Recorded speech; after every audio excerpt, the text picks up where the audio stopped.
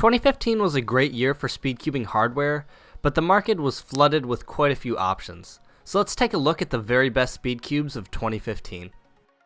Starting off, we have 2x2, and as I'm sure you guys know, I'm going to be saying that the Dyeon is the best 2x2 of 2015, but only the old plastic Dyeons, which stopped being produced sometime in 2014.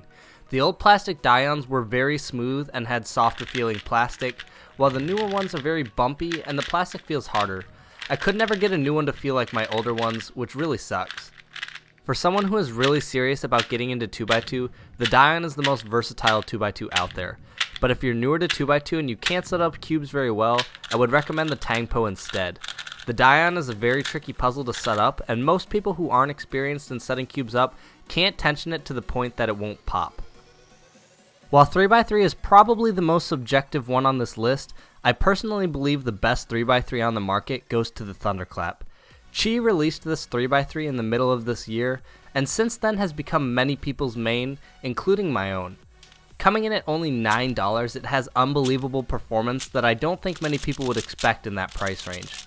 The Thunderclap easily compares to cubes twice its price like the Gan's 356. It flows great and has an amazing buttery feeling to top it off. A couple 4x4s came out this year, but I still think the best 4x4 goes to the Alsu line of cubes, whether it be the mini or the full-sized. While the G4 is a fantastic 4x4 on a budget, I think the pros will still prefer the Alsu because of its great corner cutting and smooth turning. But on a budget, the G4 is great and it shows huge signs of potential to be good after breaking it in. Yushin 5x5 was a great surprise this year. While Moyu was producing some great 5x5s, they were incredibly expensive, and then Yushin came in with a $17 5x5, which was half the price of the Huashuang. Nearly everyone who got the Yushin switched right away because of its amazing performance. Another great thing about it is that I have yet to experience a single pop on it. Definitely the best 5x5 of 2015. It's very smooth and flows very well while having great corner cutting. Initially, when the Algae came out in 2014, people weren't really a huge fan of it, but in 2015, either Moyu changed it slightly or people learned how to set it up better, because nearly everyone is using it now and much prefer it over the Shengxiao. It does take quite a bit of work to break in and set up, but once it's set up correctly, it's a great 6x6. While I haven't spent extensive time with the Alfu GT, almost all the top 7x7 solvers are using it now, and several people drop times quite significantly when they switch to it.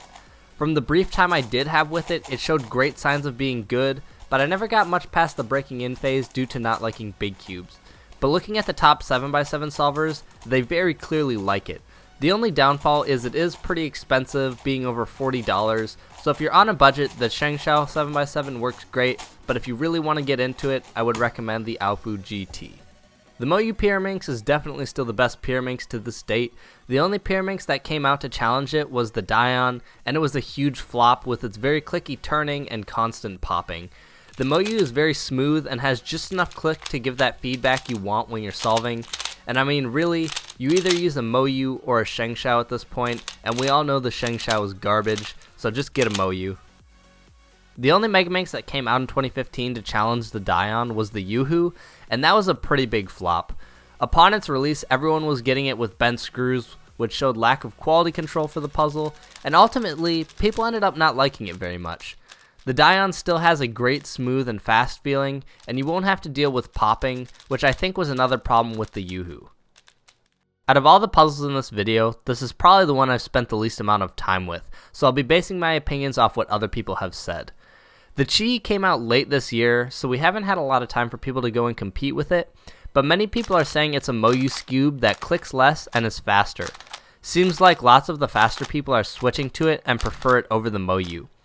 I still have a Moyu and think it's very nice because of how smooth it is, but the Chi I tried was straight out of the box, so I imagine it would smooth up after more solves and become better than the Moyu Scube. The Chi Square 1 is probably the most significant hardware jump in cubing in the last 5 years. Everyone got used to Square 1s having almost no corner cutting and having to deal with the terrible lockups all the time. But when the Chi came out, it showed that it could corner cut pretty much anything and has a great smooth feeling. Everyone who got it dropped time significantly, like right out of the box. and I bet in 2016, when people have more chances to compete with it, we'll be seeing a ton of new world records. It's hands down the best Square 1, and huge props to Chi for releasing such an amazing puzzle.